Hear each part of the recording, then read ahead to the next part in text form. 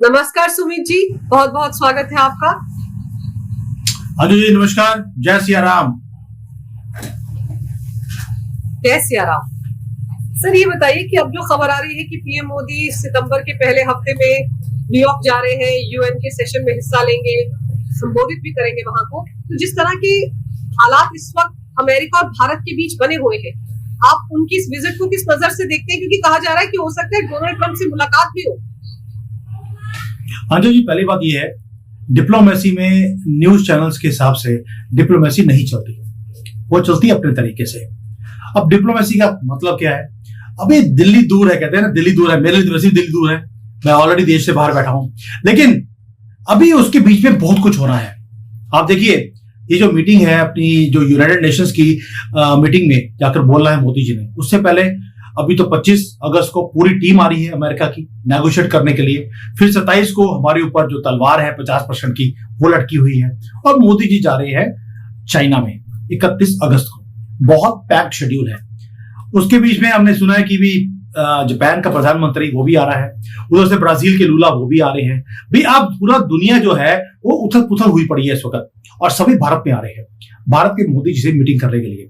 तो बहुत कुछ है जो जहां पर डिस्कस किया जाएगा। अभी ब्रिक्स के ऊपर अब देखिए, रशिया है, चाइना है, ब्राजील है, भारत है, साउथ अफ्रीका है, ये सभी बात कर रहे हैं कि किस तरह से हम आपस में ट्रेड कर हम डॉलर से बाहर निकले और अपने ट्रेड को और स्ट्रांग करें, ताकि इन टैरिफ्स का हमारे ऊपर असर ना हो।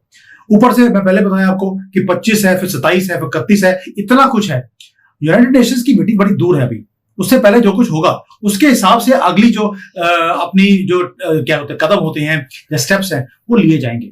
इसलिए उसके ऊपर बात करना कि यूनाइटेड नेशंस में जाकर मोदी जी क्या करेंगे, वो वही करेंगे जो पहले करते रहे। भारत को शोकेस करेंगे दुनिया के सामने कि किस तरह से हमने पाकिस्तान की वाट लगाई। और वहां पर अब पहले तो उन्होंने पार्लियामेंट में उन्होंने बोला कि किसी ने इंटरवीन नहीं किया था। अब वो यूनाइटेड नेशंस में जाकर भी यही बोलेंगे, हमारे युद्ध में पाकिस्तान ने भीख मांगी थी, युद्ध रुकवाने के लिए हमने युद्ध रोका, किसी ने इंटरवीन नहीं किया। यानी कि यूनाइटेड नेशंस में एक एक बात लिखी जाती है, वो नोट की जाती है, जैसे पार्लियामेंट में होता है। तो यूनाइटेड नेशंस में जब आप बोलेंगे कि ये आदमी झूठा है, इसने झूठ बोला, इसने इंटरवीन नहीं किया, तो आप समझ लीजिए कि क्या होगा। सो मोदी जी वहां पर वही करेंगे, वो शो करेंगे भारत की तरक्की को, भारत कैसे आगे बढ़ रहा है, कैसे पाकिस्तान की वाट लगाई, और जो झूठ बोल रहा है उसका झूठ भी उजागर करेंगे। और जो मोदी जी का यही मास्टर स्ट्रोक है कि उन्होंने जब अनाउंस किया है कि यूनाइटेड नेशंस में जाकर वो खुद संबोधन करेंगे, यानी कि डोनाल्ड ट्रंप कुछ बोलना भी चाहेंगे, अब नहीं बोलेंगे। नहीं तो आप जब समझते हैं कि वो वहां पे जाके बोलेगा मैंने भारत और पाकिस्तान के बीच में युद्ध था वो रुकवा दिया।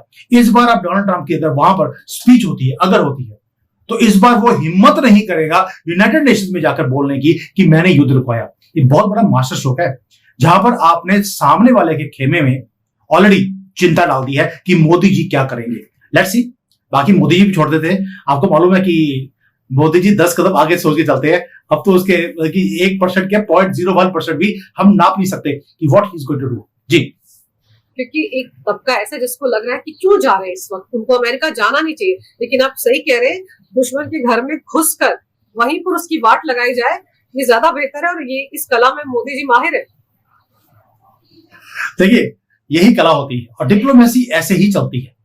हमारे यहाँ पर मैंने जब इसके ऊपर खुद भी वीडियो बना रहा था, तो लोगों ने बोलना शुरू कर दिया कि मोदी जी को जाना नहीं चाहिए, उनको स्नब करना चाहिए, अगर वो जा रहे हैं तो ट्रंप को मिलना नहीं चाहिए।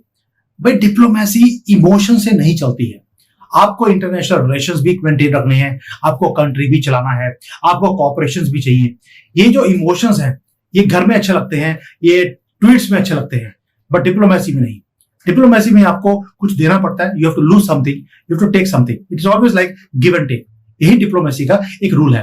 बट यस, जो वहां पर आप धमाल करने वाले हैं, देखने वाला तो वो है कि आप अमेरिका की धरती के ऊपर बैठकर वहां पर क्या धमाल करते हैं। क्योंकि अभी अभी एक आसिम मुनीर नाम का कोई जानवर है, वो भी जाकर बड़ा धमाल करके आया है अमेरिका की धरती के ऊपर। अब उसको काउंटर मोदी जी ना करें, ये हो नहीं सकता। जब उसने पंगा अमेरिका की धरती के ऊपर बैठ के लिया है, तो मोदी जी भी भारत की धरती में खड़े होकर उसका जवाब दे सकते थे, नहीं दिया। देंगे तो अमेरिका की धरती पे खड़े होकर। अब देखते हैं कि उसका जवाब, ईंट का जो जवाब है वो पत्थर से वो कैसे मोदी जी देते हैं। I also waiting for it. जी, और फिर आप ये सोचिए ना कि अभी जो मुनीर कर क्या रहा था, जो धमकियां उसने वहां से दी है, न्यूक्लियर बम से उड़ा दूंगा, हम खुद डूबेंगे तो आधी दुनिया को ले डूबेंगे, किस जमीन पर बोल रहा है। और डोनाल्ड ट्रंप को उनका एक पेंटागन का एक्स ऑफिशियल याद दिला रहा है, वो माइकल रूबिन, कि भाई ये तो ओसामा बिन लादेन है वर्दी में, तुम किसको लेकर आ गए हो। अब सोचिए ट्रंप भारत को लेकर इस कदर बौखलाए हुए कि उनका कंधे का सहारा लेना पड़ रहा है मुनीर के। अंजू जी, मैं थोड़ा सा डिफरेंट बोलूंगा इससे। मे बी आप या आपके जो व्यूअर्स हैं वो इससे सहमत ना हो, बट मैं 2-3 चीजें बताना चाहता हूं इसमें कि जो डोनाल्ड ट्रंप है वो कर क्या रहे हैं। हमारा इंडियन मीडिया में एक ही बात आ रही है कि डोनाल्ड ट्रंप ने मुनीर के साथ हाथ जोड़ लिया, पाकिस्तान के साथ हाथ जोड़ लिया, उनके साथ क्रिप्टो की डील्स की जा रही है, बलूचिस्तान उन्होंने खरीद लिया। बट मैं आपको एक चीज बता सकता हूं कि क्योंकि मैं आपको मालूम है कि चाइना में जो थिंक टैंक्स हैं, मेरा उनके साथ उठना बैठना है, यहाँ पे जो बड़े बिजनेसेस हैं वहां पर जो बात हो रही है वो यही है कि Donald Trump is helping China in India by side lining Pakistan. क्योंकि पाकिस्तान हमेशा चाइना और भारत के बीच में हमेशा की दीवार की तरह खड़ा होता था, ये रिलेशंस को कभी ठीक होने नहीं दिया। तो डोनाल्ड ट्रंप ने एक ही काम किया है कि अगर इस पूरे एरिया में शांति चाहिए, क्योंकि डोनाल्ड ट्रंप हमेशा एक बात बोलते हैं कि मुझे 2 चीजें खत्म करनी है, एक डीप स्टेट को सीधा करना है और दूसरा जो अननेसेसरी युद्ध है पूरी दुनिया में मुझे उसको खत्म करने हैं। आप सोचकर देखिए, आप कभी सोच सकते थे कि अजरबैजान और आर्मीनिया के बीच में समझौता हो सकता है 34 साल की लड़ाई का। अफ्रीका के अंदर भी उन्होंने समझौते करवाए, अभी और रशिया और यूक्रेन के बीच में लगे हैं। तो ये उनका एक ही मुद्दा है कि जब तक ये युद्ध खत्म नहीं होंगे दुनिया तरक्की की तरफ नहीं जा सकती है। और जब से पाकिस्तान को आपने इक्वेशन से बाहर निकाला है, मुनीर को उन्होंने संभाल लिया। पावर सेंटर कौन है? पाकिस्तान में प्रधानमंत्री मुनीर नहीं है, वो ना प्रेसिडेंट है ना वो प्राइम मिनिस्टर है। उन्होंने ना शहबाज शरीफ को बुलाया ना भुट्टो को बुलाया, उन्होंने बुलाया मुनीर को। और मुनीर को आपने क्या किया? सिर्फ पैसे दिखाए कि तुम्हें पैसे दूंगा, तुमने बीच में इंटरवीन नहीं करना। तो आपने इक्वेशन से बाहर निकालकर यहां पर शांति का एक माहौल बनना शुरू हो गया। चाइना और भारत दोनों ट्रेड की बातें कर रहे हैं, वो इन्वेस्टमेंट्स की बातें कर रहे हैं, वीजा खुल गए हैं, फ्लाइट चलने वाली हैं। ये 5-6 साल के बाद हो रहा है। ओनली विद वन मूव आपने पाकिस्तान को इक्वेशन से बाहर निकाला है, पहली बात। दूसरा, जो मुनीर ने वहां पे जाकर जो धमकी दी आपको न्यूक्लियर की, आपको नहीं दी है। उन्होंने 2-3 चीजें बोली। पहले ये बोलते थे हम पूरी दुनिया को खत्म कर देंगे, लेकिन ऑपरेशन सिंदूर के बाद ये आधी दुनिया पे आ गए हैं कि अब हम आधी दुनिया खत्म कर देंगे। पहली बात तो ये समझिए कि ये तो इन्होंने कंफर्म कर दिया कि इनके आधे से ज्यादा जो न्यूक्लियर वेपन्स थे भारत ऑलरेडी ऑपरेशन सिंदूर में खत्म कर चुका है। पहली बात तो उन्होंने कंफर्म कर दी। दूसरा, एक चीज और बोली उन्होंने कि अगर हमारी एग्जिस्टेंस पे खतरा आएगा तो हम आधी दुनिया खत्म कर देंगे। अब हमारी एग्जिस्टेंस का मतलब क्या है? अब आपको लगेगा वो पाकिस्तान की बात कर रहे हैं। वो बोल रहे हैं अगर हमारी आर्मी की एग्जिस्टेंस की जो खतरा आएगा तो हम आधी दुनिया खत्म कर देंगे। दूसरी बात। अब तीसरी एक और चीज, उन्होंने धमकी दी तो दी कब? ये टाइमिंग बड़ी इंपॉर्टेंट होती है। जैसे ही हमारे एयर मार्शल्स ने और आर्मी वालों ने बताया कि हमने इतने जेट्स पाकिस्तान के गिरवाए थे, विद प्रूफ हमने दिखाया, इमीडिएटली आप देखिए पूरी गवर्नमेंट ऑफ पाकिस्तान ने ये नहीं बोला ये गलत रिपोर्ट है।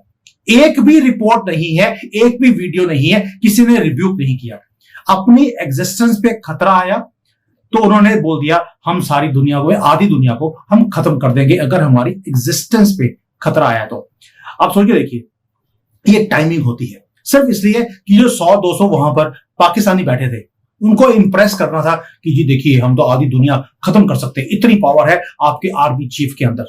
वो वहां पे गधे बैठे थे, वो सारे खुश होने लग गए और वो खुशी खुशी में उन्होंने इतने पैसे नौछावर किए हैं आसिम मुनीर के पास। ये चंदा लेने गया था वहां पर, तो चंदा इकट्ठा किया, घर में वापस आ गया और वहां पे पाकिस्तानी भी खुश, जो डायस्पोरा आया था वहां पर पाकिस्तान का, और आसिम मुनीर भी खुश, इसको तो डॉलर चाहिए थे।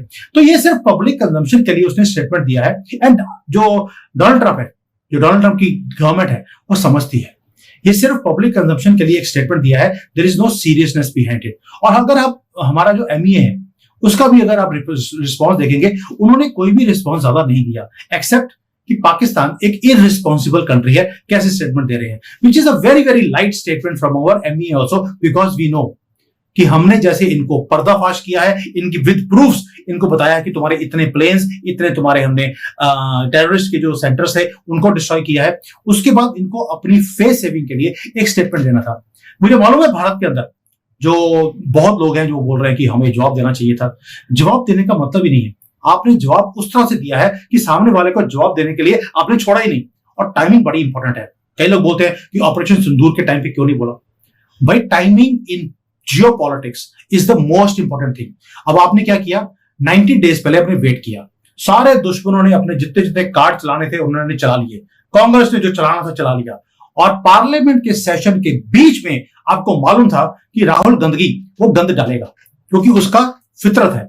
आपने वेट किया वो कौन सा गंद डालने वाला है पार्लियामेंट में, उसके बाद आपने विद प्रूफ आपने जवाब दिया कि ये है हमने पाकिस्तान की जो तबाही मचाई है, ये विद प्रूफ है। और देखिए मजे की बात, जैसे ही आपने प्रूफ दिया है इनके पूरे इकोसिस्टम ने कोई वीडियो नहीं बनाया, कोई उसके ऊपर बातचीत नहीं, चर्चा ऑपरेशन सिंदूर की बंद हो गई है। रवीश कुमार ने एक भी वीडियो नहीं बनाया कि भारत ने जो प्रूफ दिया है। और बाकी का जो इकोसिस्टम है, रवीश कुमार का इसलिए ले रहा हूं क्योंकि वो किंग है इन सबका, उन्होंने एक भी वीडियो नहीं बनाया और ना ही कांग्रेस ने किया है। तो आपने पूरा का पूरा इनका जो नैरेटिव था पिछले 90 दिन का आपने जीरो कर दिया क्योंकि आपने जवाब दिया पार्लियामेंट के अंदर। तो ये टाइमिंग होती है। तो जब आपकी टाइमिंग परफेक्ट थी तो आसिम मुनीर ने भी उसी टाइमिंग को यूज करते हुए अमेरिका में बैठकर उसने धमकी दे दी, और उसका जो पीछे सब्सटेंस है वो जीरो है। वो आप भी समझते हैं, आप मतलब कि भारत की गवर्नमेंट समझती है, अमेरिका की गवर्नमेंट भी समझती है। जब उनसे पूछा गया कि आसिम मुनीर ने आपकी धरती पे बैठकर ये धमकी दिया है, तो उन्होंने बोला वी आर हैप्पी कि हमने भारत और पाकिस्तान के बीच में युद्ध था वो बंद करवा दिया। यानी कि उन्होंने क्वेश्चन को ही डाइवर्ट कर दिया because they knew there is no seriousness. ये सिर्फ वहां पे जो गधे बैठे थे 100-200 उनको खुश करने के लिए। अब आपको तो खुशी इस बात की होनी चाहिए, मोदी जी जाते हैं तो 1 लाख आदमी आता है, आसिम मुनीर गया है तो 100-200 लोग भी बड़ी मुश्किल से इकट्ठे किए। आपको इस बात की खुशी होनी चाहिए कि उनकी औकात क्या है और आपकी क्या है।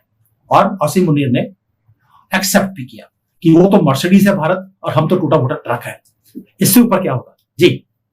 गिट्टियों से भरा हुआ और ट्रक है। अच्छा एक चीज और आप ये देखिए कि जिस तरह से टाइमिंग की बात आप कर रहे थे, हमारे जो air chief marshal A B Singh है उन्होंने तो यहाँ तक कहा कि F-16 को उड़ान भरने का मौका नहीं मिला, हमने तो हैंगर में खड़े खड़े उनको ठोक दिया। कितना स्ट्रॉन्ग मैसेज गया था अमेरिका को। और उसके बाद मुनीर ने ये कहा, तो डोनाल्ड ट्रंप तो F-16 को लेकर F-35 को लेकर पूरी दुनिया में मार्केट तलाश रहे, कई जगहों पर तो उनकी डील जो थी वो कैंसिल भी हो गई। तो अब वो क्या करते हो, इसीलिए उन्होंने मुनीर को आगे किया, भाई तू भौंक मेरे बिहाफ पे। देखिए मैं एक अपने वीडियो में भी बोला था, आपको भी शेयर करता हूं। जब किसी का वक्त खराब होता है तो किसी पंडित के पास जाते हैं कि उसको अपना टेवा टोवा दिखाने के लिए कि भैया मेरा ये वक्त खराब चल रहा है, मैं क्या करूं। तो वो कहता है कि भाई तेरा वक्त खराब चल रहा है तो गली में जो कुत्ते होते हैं उनको खाना खिला दे। तो डोनाल्ड ट्रंप को किसने बोला तेरा वक्त खराब चल रहा है, तो उन्होंने बोला है सुप्रीम कोर्ट ने बोल दिया सारे कुत्ते तो अंदर कर दिए, आपको कुत्ता नहीं है, ऐसे करो मुनीर को बुला लो। तो वो वाला हाथ था जिसके लिए उन्होंने मुनीर को बुलाया खाना खिलाने के लिए, वक्त खराब हो तो एक तो ये चीज है। दूसरा, डोनाल्ड ट्रंप को मुनीर को सपोर्ट करने की ना तो जरूरत है, डोनाल्ड ट्रंप है, पाकिस्तान इतना सा भी एक जिसको बोलते हैं कि दाना होता है छोटा सा, उतनी भी वैल्यू नहीं है पाकिस्तान के लिए, अमेरिका के लिए। लेकिन अमेरिका में पहले बोला आपको, अमेरिका बहुत ही लंबी और स्मार्ट गेम खेल रहा है। वो चाहता है कि इस एरिया में यहां पर शांति आए। जो डीप स्टेट है वो नहीं चाहता कि यहां पे शांति आए, इसलिए भारत और चाइना की नजदीकें बन रही हैं। वांग यी फॉरेन मिनिस्टर जो चाइना के हैं वो 18 तारीख को भारत आ रहे हैं। ये बहुत इंपॉर्टेंट एक मीटिंग होने वाली है, 5-6 साल के बाद कोई ये इंटरेक्शंस हैं वो भारत और चाइना के बीच में हो रही हैं।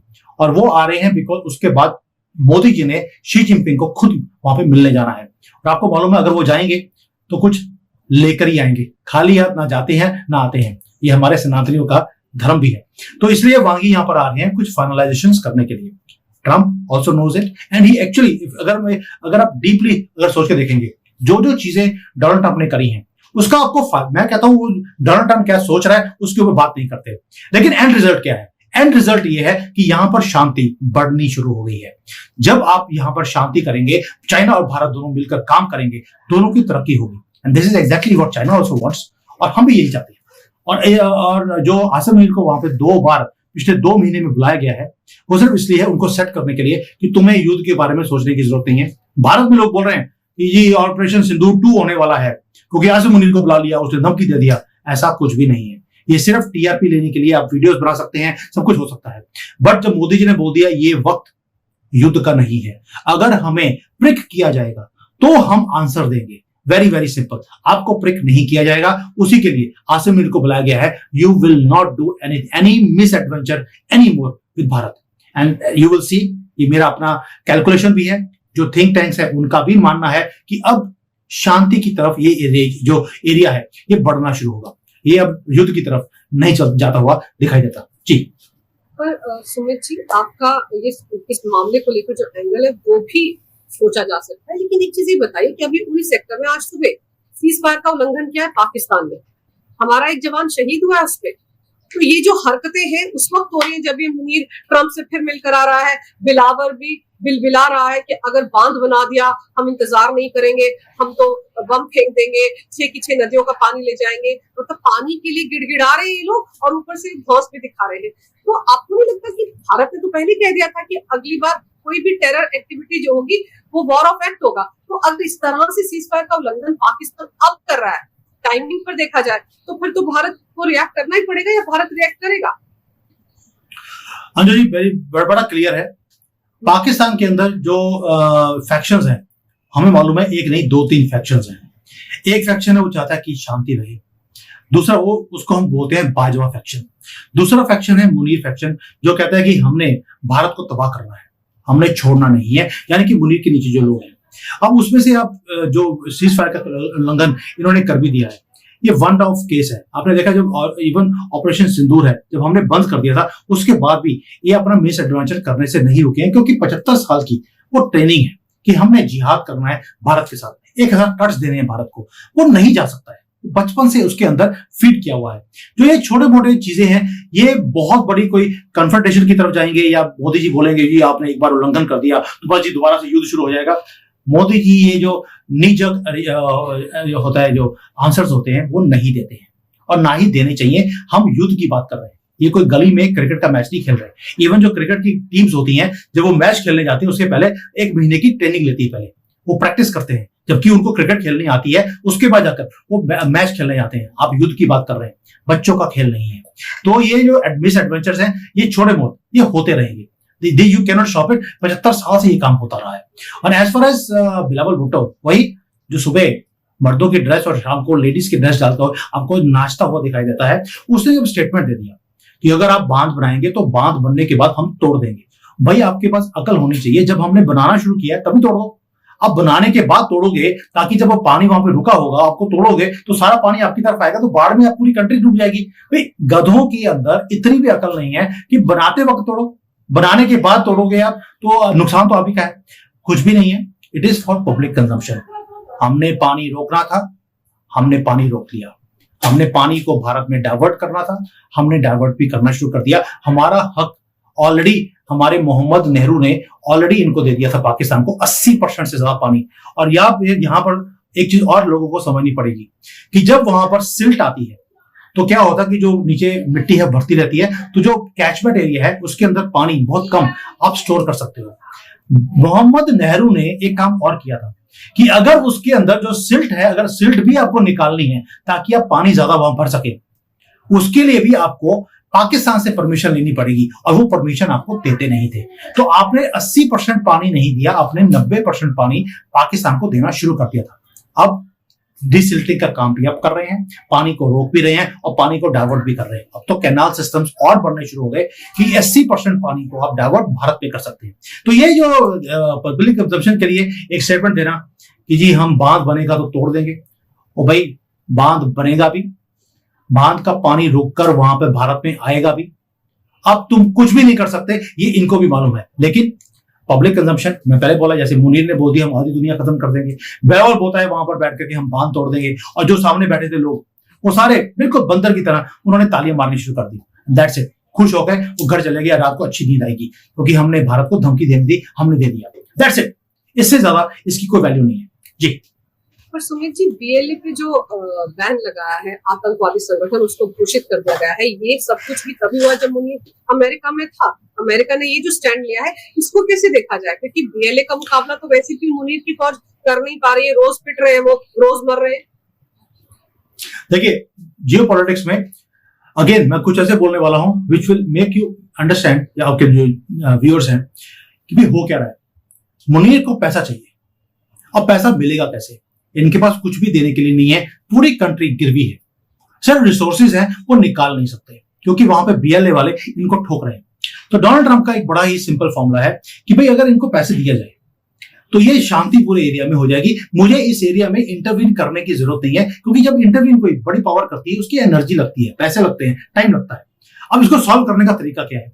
आपने बोल दिया कि भाई आपकी प्रॉब्लम क्या है, बलोचिस्तान में रिसोर्सेज हैं, निकल क्यों नहीं सकते? तो आसिम मुनीर ने बोला कि भाई वहां पर रिसोर्सेज हैं, मैं आपको देना चाहता हूं, आपकी अपनी कंपनीज को ले आइए, इसको एक्सट्रैक्ट कीजिए, उसमें से पैसे आप भी कमाएंगे और हम भी कमाएंगे। अब उसके लिए वहां पर शांति होना जरूरी है। तो डोनाल्ड ट्रंप ने एक ही बात बोली है कि ठीक है, अगर यहां पर शांति करने का तरीका है तो मैं एक ही काम करता हूं, इनको डिक्लेयर करते हैं हम लोग टेररिस्ट, ताकि यहां पर शांति आनी शुरू हो। एंड टेररिस्ट डिक्लेयर करने से होता क्या है? आपने डिक्लेयर कर दिया, क्या अमेरिकन फोर्सेज आके यहाँ पे लड़ेंगी? Not at all. लड़ पहले भी पाकिस्तान की आर्मी रही है, आगे जाकर भी पाकिस्तान की आर्मी ही लड़ने वाली है उन बीएलए के पास। बस एक आसिम मुनीर को एक शांति मिल गई कि जी डोनाल्ड ट्रंप ने बोल दिया ये टेररिस्ट है। भाई आप तो पहले से टेररिस्ट बोल रहे थे, अगर डोनाल्ड ट्रंप उनको फ्रीडम फाइटर बोल देते तो क्या फर्क पड़ जाता? तो भी पाकिस्तान की आर्मी वैसी लड़ती जैसे पहले लड़ रही है। तो ये स्टेटमेंट्स हैं सिर्फ खुश करने के लिए। और secondly, Donald Trump only wants one thing कि उस एरिया में जो एक्सट्रैक्शन ऑफ रिसोर्सेज है उसको किया जाए बाय अमेरिकन कंपनीज, ताकि अमेरिकन कंपनीज को फायदा होना शुरू हो और पाकिस्तान को भी, अगर हम एक साइड पे लेकर उनको पैसे देते रहेंगे, ये जो मिस एडवेंचर्स है ये उसकी तरफ अपना दिमाग नहीं लगाएंगे। सो दिस इज यही सोच है अमेरिकन प्रेसिडेंट की जो वो कर रहे हैं। This is what is going on in the back stage पे, जो कुछ हो रहा है, जो स्क्रीन पे दिखता है वो सिर्फ मीडिया वाले उसको एम्पलीफाई करते हैं, बट बैक स्टेज पे बहुत कुछ ऐसा हो रहा है जो बियॉन्ड एप्रीहेंशन है। बट वक्त बताएगा। अभी लोग बोलेंगे यार सुबह तुम पागलों वाली बातें बोल रहे हो, बट वक्त बताएगा कि क्या हो रहा है। जी, पर बलूचिस्तान में तो चाइना का भी इंटरेस्ट है ना, चाइना का तो सीपेक भी वहीं से होकर गुजर रहा है, वो भी तो चाहते हैं रेयर अर्थ मिनरल वहां से उनको मिले। और उन्होंने तो एक तरह से पाकिस्तान से कहा था कि तुम वहां पर दखल मत दो, हम सीधे बात करेंगे बलूचों से।